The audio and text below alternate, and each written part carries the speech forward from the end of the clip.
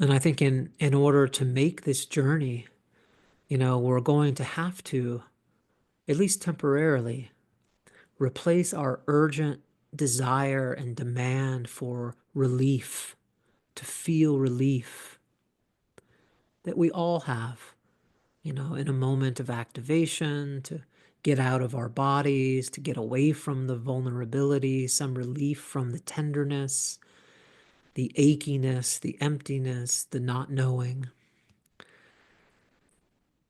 and to replace that with curiosity, again, just for a moment. And that curiosity, which is perhaps the most basic essence quality of the alchemist, a curiosity to know and to engage reality directly as it is, which, let's be honest, is often operating outside of our own hopes and fears.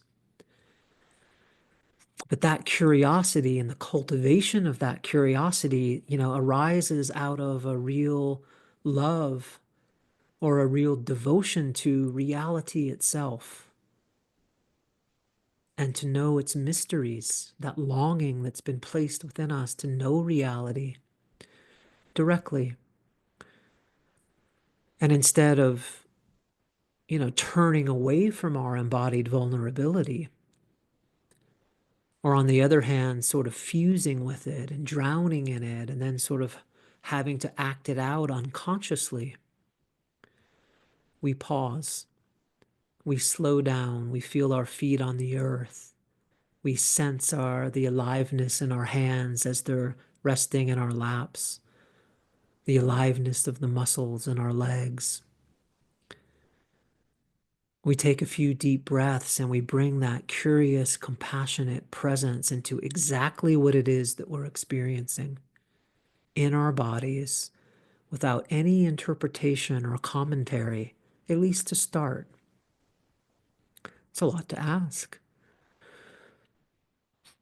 And in this, we, cultivate a more and more subtle awareness of what we're experiencing without getting too caught or tangled up in the psychological content.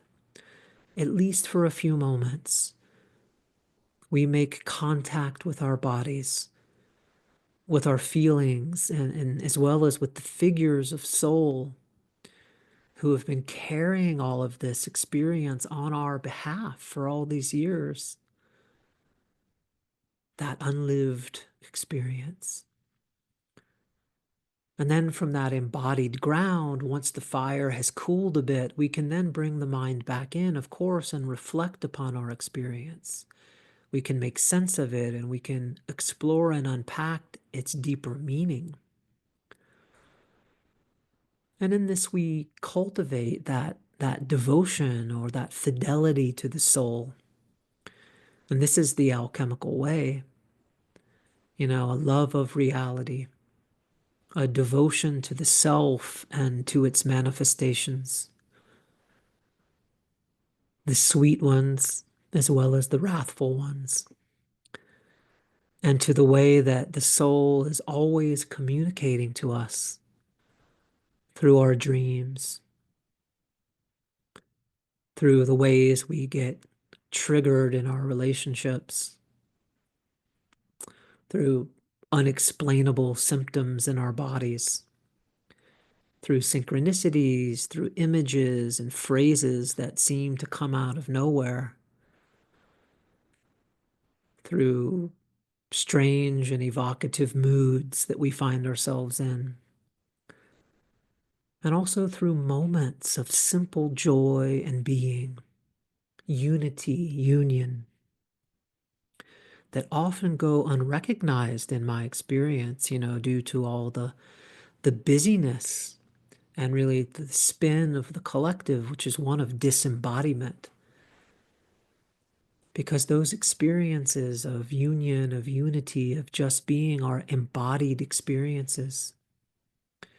And if we're continuously practicing disembodiment, which all of us have learned as a survival strategy, And of course, if we have histories of traumatic, post-traumatic stress, early attachment wounding, these sorts of things, then even more so. But it's the reality for all of us. We don't live in an embodied world. We don't live in a true holding environment. But of course, it's going to take some effort, some heart, some soul to really take all of this seriously. To take these manifestations of the soul, our dreams, our activations, the synchronicities, to take it seriously, to begin to see them as the radiant manifestations of the ally, of the guide, at least as a possibility, not as a belief, but just to be open to that possibility, that it really is the ally in disguise. Or as Ram Dass would say, it's God in drag. Otherwise the density of the collective, and it is thick, isn't it? There's a certain density to it, and all of that unlived, unilluminated shadow material, those lineages of intergenerational trauma, all of this has a way of coagulating or crystallizing, or it's like a pressing down upon us. And that pressing down has a way of depleting us of our libido, of that vital life energy, but in ways that we aren't ordinarily aware of. We might know that, oh, I'm really tired or exhausted or fatigued, or I'm feeling so empty. But we can't really tie it into anything specific. Do you know what I mean? And I think there's a way that the momentum of all of that can just get so seductive and thick. And how are we going to cut through all of that? Well, I mean, this is the task of the alchemist, isn't it? To interrupt trance, to dissolve the spell of disembodiment, of dissociation, of separation. So that's alchemist as trance interrupter. And in addition to that curiosity, that devotion, that attention, and our own intention to do this, perhaps it also does really require some grace. I mean, this was the view of the alchemist anyway, and the view of many of the mystics. We have to come to our own relationship with this energy of mercy or grace, or what that might mean or not mean for any of us. Certainly beyond my pay grade to tell you what that is. But some help from the unseen, maybe Hermes or Mercurius or Sophia, the friends of the alchemists who would appear from time to time to cleanse our perception, to polish our hearts so that we can see, with our eyes, of course, but also with the eyes of spirit. And this just harkens back to that need to be in relationship with that otherness, something other than what I already know.